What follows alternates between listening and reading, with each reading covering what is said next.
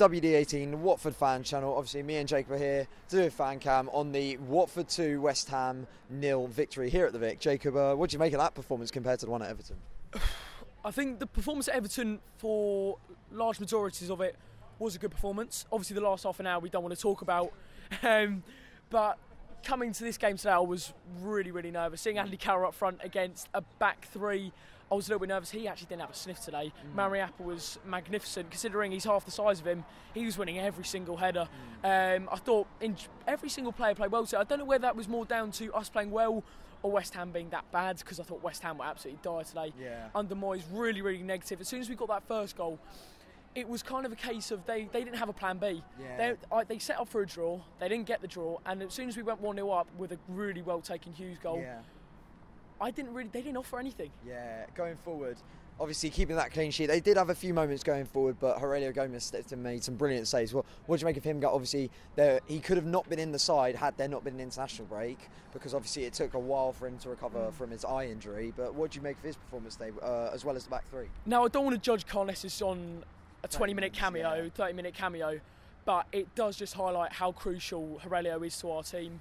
Not only is he a presence at the back, the fans love him, but he's pulling off, in my opinion, they were world-class saves. The triple save he made, I've watched it back and it's brilliant. It's honestly, world-class. It takes a deflection and then...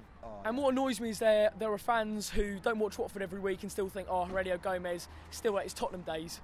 Look what he's doing out there today. He's done it for he's joined in 2014 and he's been...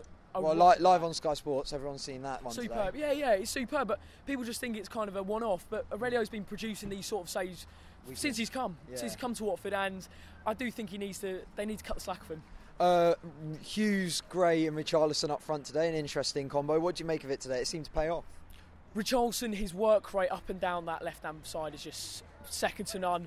Gray, I was just saying before he came in our fan cam, that he was stretching the defence today. It was one of his better performances. He was actually stretching the back line. He was actually kind of moving Angelo Ogbonna, and you could tell he was putting him in areas he didn't want to be in.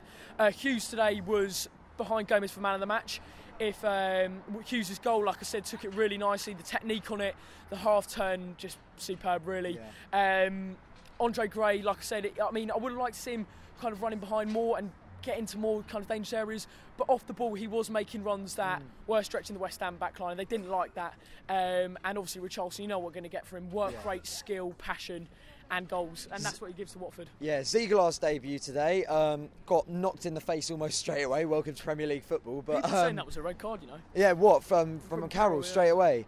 I mean, it's debatable. I think it's definitely a yellow. The referee today wasn't the best, but we'll move on to that in the next question. But what do you make of Zegelaar's debut then? Zegelaar's debut, it was one where obviously Nikhil had called for it.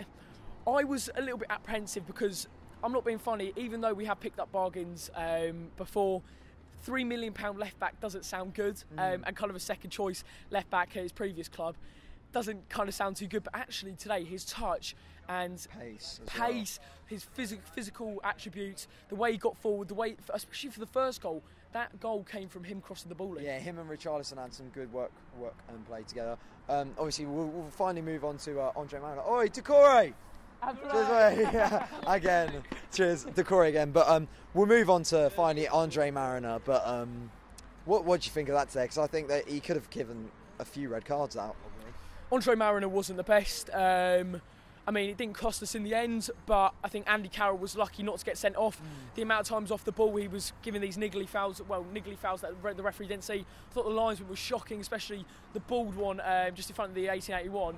The skinny one who looked like he was about to get blown over by the wind. He was questionable, to say the least. Andre Mariner was very, very soft. I think, especially in the second half, I don't know if... Shane, did you notice this?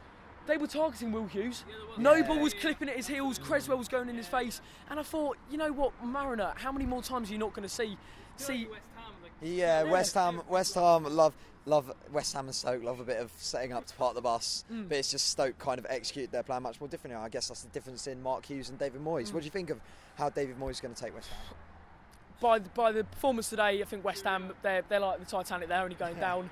I'm going to be honest with you, mate. Moyes, he didn't change the team today. Kind of the style of play was even more negative than Slaven Bilic, and that's some feat. Moyes.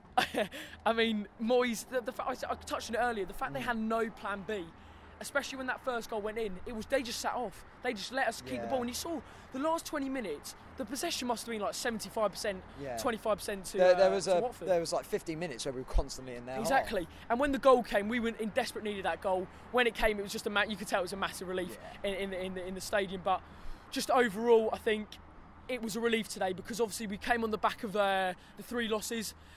To end that run and go into Newcastle next week at St James's Park, that's going to give us massive confidence to kick on for the rest of the season. And with such a good performance as well, guys, make sure to subscribe and like if you enjoyed this Fancam.